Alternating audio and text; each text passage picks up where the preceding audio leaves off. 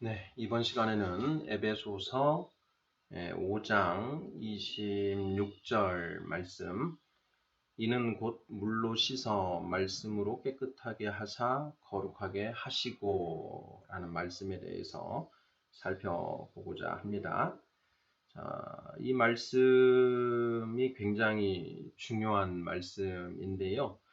이 말씀 안에 구원의 그 서정인 칭의와 성화의 말씀이 한꺼번에 그 설명이 되어 있습니다. 자, 이는 곧 물로 씻어 말씀으로 깨끗하게 하사 거룩하게 하시고 이렇게 되어 있는데요. 어, 이 말씀을 조금 더 정확하게 나누어서 살펴볼 필요가 있습니다. 첫 번째 단락은 물로 씻어 깨끗하게 하시고 라는 부분이고요. 두 번째는 말씀으로 거룩하게 하시고 이렇게 두 가지로 나뉘어진다라는 것입니다. 자, 이 부분을 영어 성경으로 ESV로 읽어보면요. He might sanctify her, sanctify her, having cleansed her by the washing of water with the word 이렇게 되어 있습니다. He might sanctify her with the word. 말씀으로 그녀를 거룩하게 하시고 이렇게 되어 있습니다. 그녀는 교회를 가리키고 있습니다. 그리고 having cleansed her by the washing of water. 물의 씻음에 의하여 그녀를 cleanse, 깨끗하게 하시고 이런 얘기죠. 그러니까 물로 씻어서 깨끗하게 하시고 그 다음에 말씀으로 거룩하게 하신다라는 것입니다. 자, 물로 씻어서 깨끗하게 되는 것, 이것은 칭의와 성화 중에 칭의와 관련되는 말씀이지요. 자, 그리고 말씀으로 거룩하게 한다라는 것은 성화에 관한 말씀입니다. 우리가 구원의 서정은 크게 두 단계로 이루어져 있다라고 했습니다. 칭의와 성화인데요.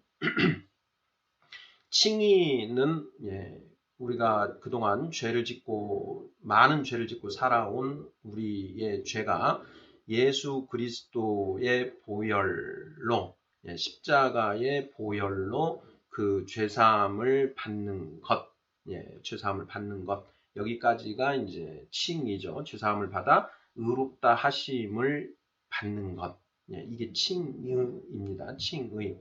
자, 칭의가 이루어지면 그 칭의가 이루어졌다라는 보증으로 하나님이 우리에게 하나님의 거룩하신 영인 성령을 우리에게 나누어 주십니다.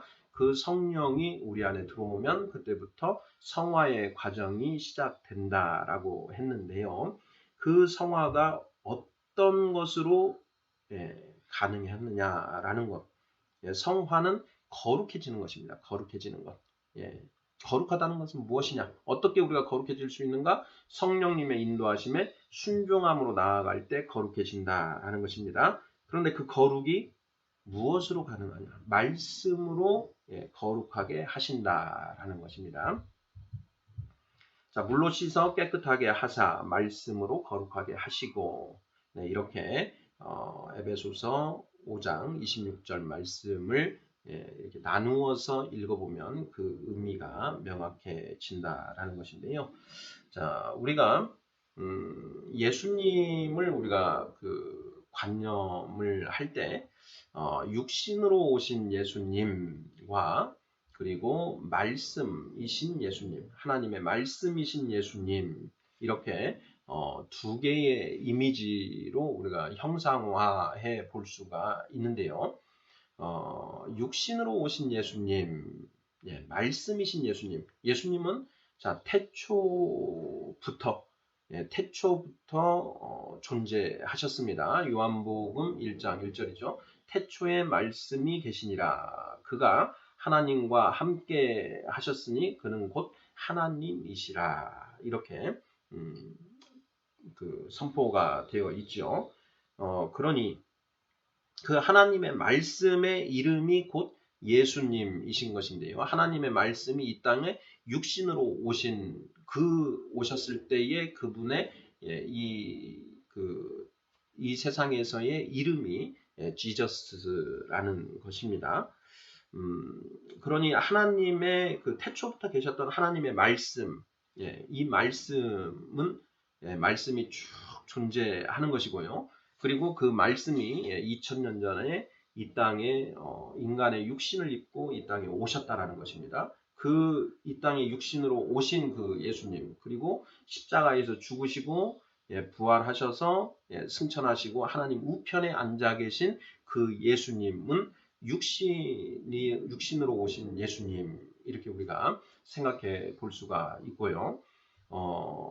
그 하나님의 말씀이신 그 성자 하나님, 즉 그 성자 하나님으로서의 예수님, 이렇게 두 가지로 나누어서 관념해 볼 수가 있습니다. 자, 이렇게 나누어서 관념하는 것이 왜 필요한가, 또 왜 중요한가 하는 부분에 대해서 우리가 살펴볼 필요가 있는데요. 한번 이렇게 질문을 던져보면 어떨까 싶습니다. 자, 구원의 서정은 크게 칭의와 성화의 두 단계로 이루어져 있다라고 했습니다. 그리고 칭의가 이루어지면 성령의 선물을 받게 되고, 거기까지 하면 칭의는 끝이 난 겁니다. 그리고 그 다음부터는 이제 우리 육신이 죽을 때까지 계속된 성화의 그런 과정이지요. 자, 육신으로 오신 예수님은 주로 칭의와 관련되나요? 성화와 관련되나요? 자, 그리고 말씀이신 예수님은 칭의와 관련되나요? 성화와 관련되나요? 주로입니다. 주로. 예. 네. 육신으로 오신 예수님은 우리의 칭의와 관련이 되시고, 말씀이신 예수님은 성화와 관련이 되죠. 네, 그것을 우리 에베소서 5장 26절 말씀이 분명하게 선포를 하고 있는 것입니다.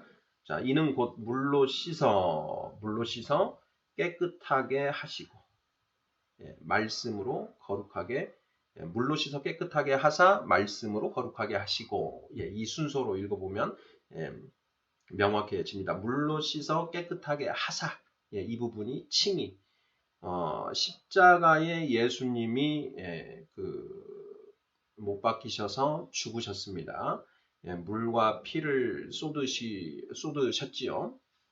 그 예수님이 유월절 어린 양으로서 이 세상 죄를 지시고 죽으셨습니다. 그 예수님이 하나님의 아들이시고 우리를 이 사망에서, 죽음에서, 이 죄에서 구원하실 분이다라는 것을 우리가 믿고 예수 그리스도의 이름으로 물 세례를 받으면 예수 그리스도의 그 육신의 보혈의 힘으로 우리의 죄가 사해집니다. 그때까지 지었던 죄를, 지나간 죄를 간과하시고 이렇게 되지요. 바로 그것이 칭의입니다. 칭의. 그러니까 예수님이 이 땅에 오셔서 십자가에 죽으신 이유는 무엇인가? 바로 우리의 칭의를 위해서 죽으셨다라는 것이죠. 자, 그리고 칭의를 받아야만 성령 시대가 열릴 수 있다라는 것입니다. 자, 성령을 우리에게 성령 시대를 여셨는데요. 예수님이 내가 떠나가는 것이 너희에게 유익이라 내가 떠나가지 아니하면 보혜사가 올 수 없나니 내가 가서 아버지께 보혜사를 너희에게 보내달라고 간구할 것이라. 이렇게 말씀을 하십니다. 그 성령님이 우리 안에 들어오셔야만 하나님의 말씀의 의미의 영적 의미가 조명이 되고 우리가 영적 의미를 깨달을 수 있습니다. 예수님께서 성령을 그렇게 강구하신 이유는 말씀이신 예수님 자신의 본 모습을 온전히, 말씀이신 예수님의 모습을 우리 성도들에게 깨닫게 볼게 하기 위해서 이신 것이지요. 그래서 육신으로 오신 예수님은 우리의 칭의와 주로 칭의와 관련이 되고 말씀이신 예수님은 주로 성화와 관련이 된다라는 것. 그것을 우리가 명확하게 알아야 되겠습니다. 자, 오늘날 우리 교회의 우리 지체들을 살펴보면 육신으로 오신 예수님은 잘 믿습니다. 그런데 말씀이신 예수님에 대한 믿음은 자라나지 못하는 경우가 많이 있습니다. 이미 예수님이 길이요 진리요 생명이시고 그리스도이시라는 것을 믿고 확신하여 예수 그리스도의 이름으로 세례를 받았습니다.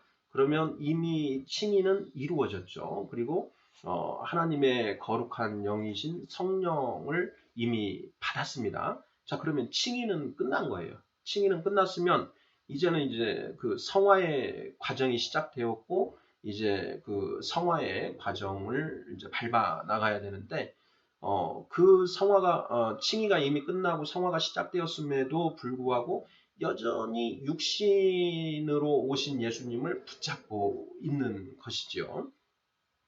그러니 성화가 이루어지지 않는 것입니다. 말씀을 온전히 물과 성령으로 거듭나지 아니하면 너희가 하나님의 나라에 들어갈 수 없느니라 이렇게 말씀을 하셨고요. 자, 사도행전 2장 38절에서 너희가 회개하여 주 예수 그리스도의 이름으로 세례를 받고 제사함을 받으라 그리하면 성령의 선물을 받으리니. 자, 칭의와 성화의 시작에 대해서 이야기를 했습니다. 그러면 이제 칭의가 이루어진 다음에는 그리고 성령을 받으면 우리가 거듭나서 영적인 갓난아이 상태로 이제 태어난 것이죠. 영적인 갓난아이 상태가 되었고 그 갓난아이는 육신의 아이가 엄마의 젖을 먹고 자라나듯이 순전하고 신령한 젖인 하나님의 말씀을 먹고 점점 자라납니다. 자, 어느 순간이 되면 젖을 떼지요. 젖을 떼고 이제 이유식, 야채 같은 걸 먹기 시작을 합니다. 그러다가 이제 고기를 먹기 시작하고요. 이제 단단한 음식들도 먹게 됩니다. 하나님의 말씀 중에 굉장히 이해하기 쉽고 받아들이기 쉬운 그런 말씀들이 이제 이 젖에 해당하는 말씀이고 하나님의 말씀 중에 조금 거부감이 이렇게 드는 그러한 말씀들이 이제 이유식에 해당됩니다. 조금 이 지각을 사용함으로 하나님의 말씀을 전후 좌우를 잘 살펴서 살필 때 이해가 되는 이제 그런 말씀들이 이제 점점 단단한 음식이고요. 아주 하드한 음식이 있습니다. 아주 단단한 그런 음식은 정말 이해하기가 굉장히 힘든 그런 그 말씀들이 있습니다. 그래서 그러한 말씀들은 이제 아주 단단한 음식에 해당되지요. 히브리서 5장 13, 14절을 한번 살펴보도록 하겠습니다. 그 히브리서 5장 13, 14절에 어린아이와 장성한 자가 어떤 자인지 정의를 내리고 있습니다. 12절부터 한번 읽어보겠습니다. 때가 오래되었으므로 너희가 마땅히 선생이 되었을 터인데 너희가 다시 하나님의 말씀의 초보에 대하여 누구에게서 가르침을 받아야 할 처지이니 단단한 음식은 못 먹고 젖이나 먹어야 할 자가 되었도다. 13절 이는 젖을 먹는 자마다 어린아이니 의의 말씀을 경험하지 못한 자여 단단한 음식은 장성한 자의 것이니 그들은 지각을 사용함으로 연단을 받아 선악을 분별하는 자들이니라. 이렇게 선포되어 있습니다. 13절은 어린아이에 대해서 정의를 내리고 있고요. 14절은 장성한 자의 정의를 내리고 있습니다. 자, 어린아이는 뭐라고 되어 있습니까? 젖을 먹는 자이다. 어린아이는 의의 말씀을 경험하지 못한 자다. 의의 말씀, 오직 하나님의 말씀만이 의입니다. 하나님이 곧 의이죠. 정의이자 공의이시지요. 그래서 하나님의 말씀을 아직 경험하지 못한 자다. 경험하지 못했다. 하나님의 말씀을 아직 온전히 먹고 소화시키지 못했다라는 그런 의미이고요. 장성한 자는 어떤 자이냐? 단단한 음식은 장성한 자의 것이다. 그들은 지각을 사용함으로 연단을 받아 선악을 분별하는 자들이다. 라고 이렇게 선포가 되어 있습니다. 지각을 사용함으로 연단을 받는다. 지각을 사용함으로. 우리는 하나님의 형상을 따라 만들어졌습니다. 오직 인간만이 이성을 가지고 있습니다. 이성을 가진 인간은 이 머리로 납득이 되어야 믿어집니다. 아무리 믿으려고 해도 이 머리로 납득이 되지 않으면 믿어지지 않는 것이 이성을 가진 인간의 특징입니다. 지각을 사용함으로 연단을 받는다라는 것은 성령 하나님이 우리 안에 들어오셔서 하나님의 말씀의 영적 의미를 조명해 주십니다. 성령님이 들어오셔서 머리에 후레쉬가 하나 딱 붙은 것입니다. 그래서 이 후레쉬는 어디에 쓰는 것이냐? 바로 성경 말씀을 비추는 데 쓴다라는 것이죠. 우리가 밤에 이 머리에 헤드랜턴 이렇게 사용하는 경우가 있는데요. 그 헤드랜턴으로 성경을 바라보는 것입니다. 그러면 이 성령님, 비치신 이 성령님이 그 말씀을 비춰주시고 그 말씀을 비춰주심으로써 그 말씀의 문자적 의미 안에 숨어있는 영적인 의미가 드러나게 된다라는 것입니다. 바로 그렇게 성령님의 조명하심 하에서 이 하나님의 말씀을 성경 전후 좌우를 전체 맥락을 살펴서 하나님의 말씀을 깨달아 감으로써 연단을 받고 옳고 그름을 분별하는 것입니다. 옳고 그름을 분별한다는 게 무엇입니까? 하나님의 말씀을 기준으로 해서 이것이 선인지 악인지를 이제 분별하게 되는 것, 분별할 수 있게 된 자들, 이런 자들이 바로 장성한 자라는 것입니다. 때가 오래되었으므로 너희가 마땅히 선생이 되어 있어야 하는데 너희가 다시 하나님의 말씀의 초보에 대하여 가르침을 받아야 할 자가 되었으니 할 처지이니 이런 일이 어떻게 있을 수 있느냐? 이 히브리서의 저자가 이 편지를 받는 유대인들에게 너희가 지금 성령 받고 말씀을 배운 지가 이렇게 오래되었는데 아직도 그 말씀을 깨닫지 못하고 있느냐? 라고 하면서 한탄하고 있는 그런 대목입니다. 자, 왜 이런 일이 일어나는가? 오늘 에베소서 5장 26절 말씀이었죠. 에베소서 말씀을 가지고 살펴보았는데요. 우리가 이미 물로 씻어 깨끗하게 되었습니다. 자, 그러면 이제 말씀으로 거룩하게 되는 그 과정으로 나아가야 되는데 칭의는 육신으로 오신 예수님과 주로 관련이 되고 성화는 말씀이신 예수님과 관련이 된다. 그래서 칭의가 이미 끝나고 성령을 받은 자들은 오직 말씀을 통해서 성화가 가능하게 된다라는 내용을 오늘 나누었습니다. 아멘.